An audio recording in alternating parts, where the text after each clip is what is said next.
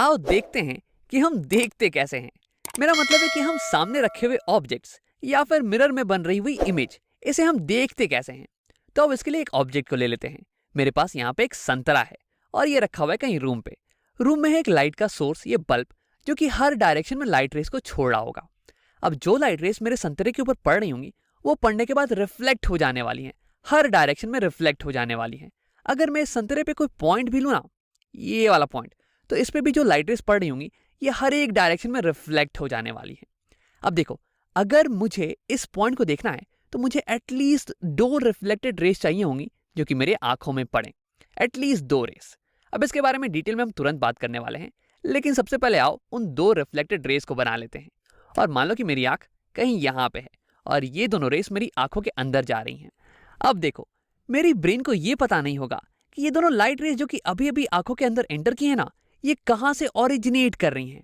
अब ये पता लगाने के लिए मेरी ब्रेन को बहुत ही फास्ट कैलकुलेशन करनी पड़ेगी। मेरा ब्रेन इन दोनों लाइट रेस को पीछे की तरफ प्रोड्यूस करने वाला है, कुछ ऐसे। और जहां पे इंटरसेक्शन होता हुआ दिखेगा ब्रेन को, ब्रेन मान लेगा कि इसी पॉइंट से ये दोनों लाइट रेस ओरिजिनेट कर रही हैं, डाइवर्ज कर रही हैं और मेरे आंखों पे पड़ रही हैं।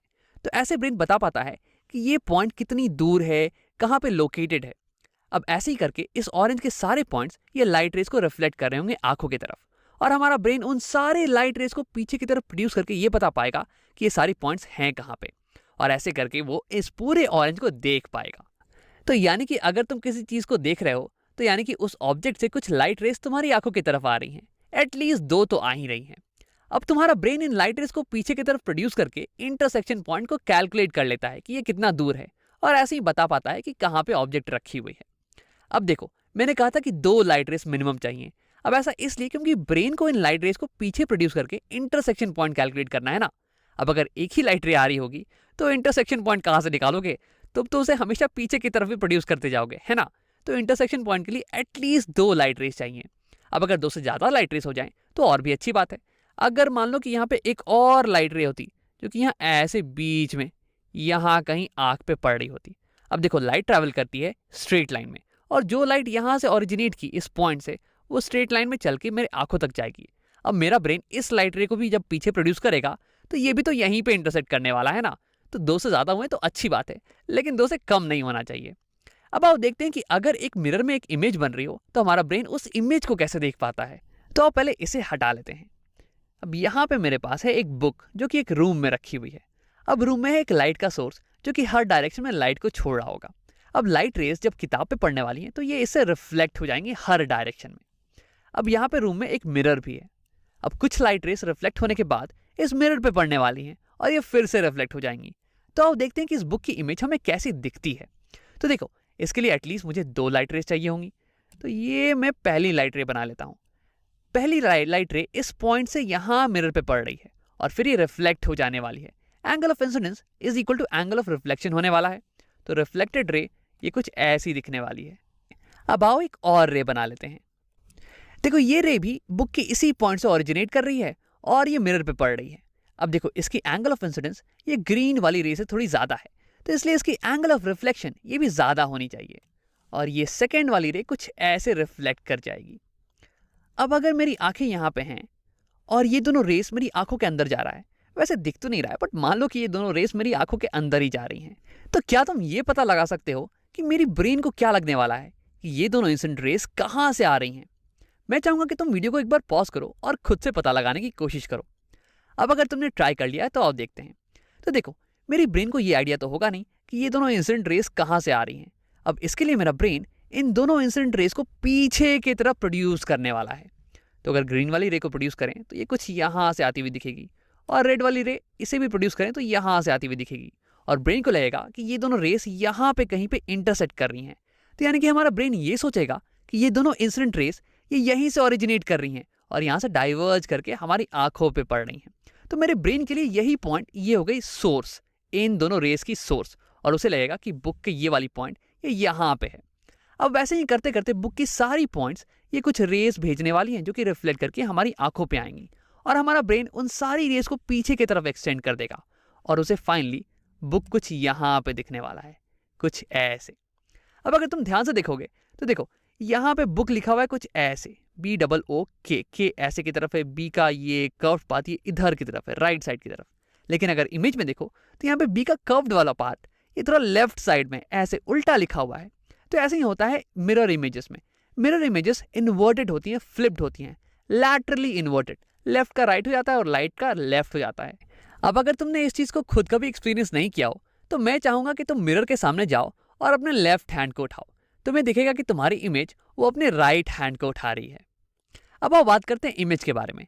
देखो यहाँ पे तुम्हारे ब्रेन को लग रहा है कि किताब यहाँ पे कहीं है, इतनी दूर पे, लेकिन असल में तो किताब यहाँ पे है ना। तो इसे हम कह देते हैं इमेज। इमेज जहां पे तुम्हें लगे कि ऑब्जेक्ट हो लेकिन ऑब्जेक्ट असल में वहां पे नहीं हो तो उसे हम कह देते हैं इमेज ऑफ द ऑब्जेक्ट।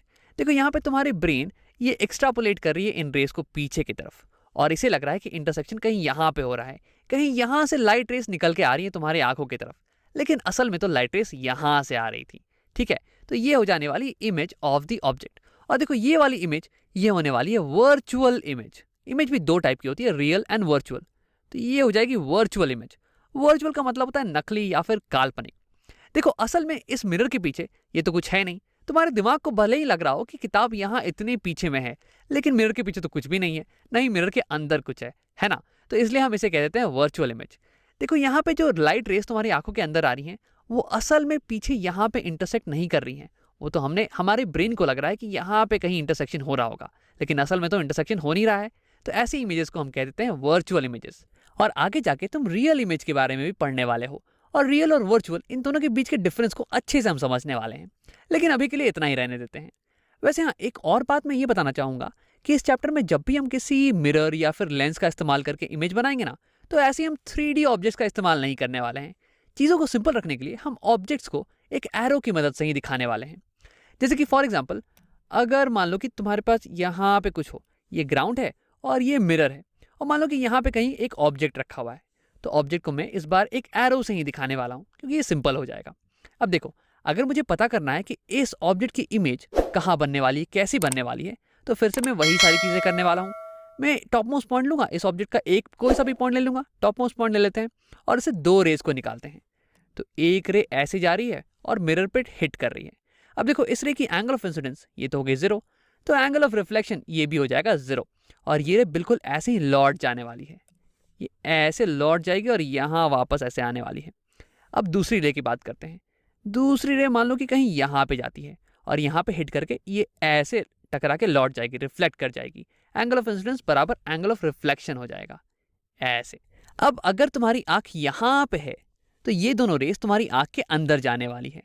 फिर तुम्हारा ब्रेन इन दोनों ही रेस को पीछे की तरफ प्रोड्यूस करने वाला है।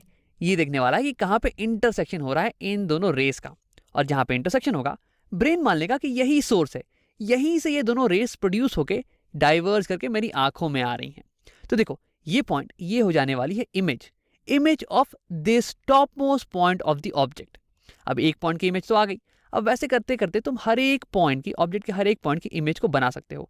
ये भी इसी पॉइंट के नीचे आने वाली है, और फिर हमारे पास फाइनल इमेज ये कुछ यहाँ पे ऐसी आ जाने वाली है। तो ऐसे ही डायग्राम्स का इस्तेमाल करके हम इमेज बनाने वाले हैं इस चैप्टर के अंदर। अब आओ एक बार रिकैप कर लेते हैं।